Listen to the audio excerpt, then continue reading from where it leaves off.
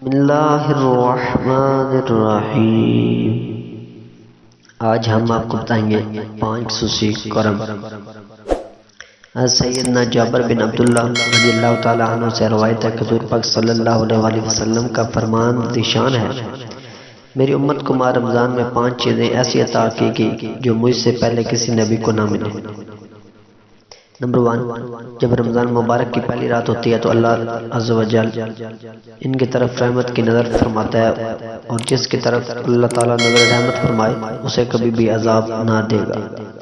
Number 2، شام کے وقت ان کے منہ کی بو جو بھوک کی وجہ سے ہوتی ہے اللہ عز و جل کے نزدیک مشک کی خوشبو سے بہتر ہے۔ نمبر 3، فرشتے اور رات اور دن اس کے لیے مغفرت کی دعا کرتے رہتے ہیں۔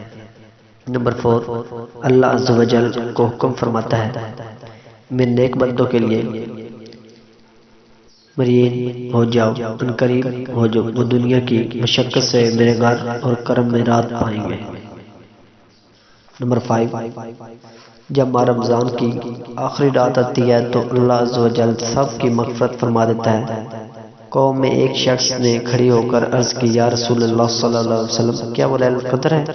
ارشاد فرمایا، نہیں، کیا تم نہیں دیکھتے کہ مزدور جب اپنے کاموں سے فارغ ہو جاتا ہے تو اسے اجرت دی جاتی ہے؟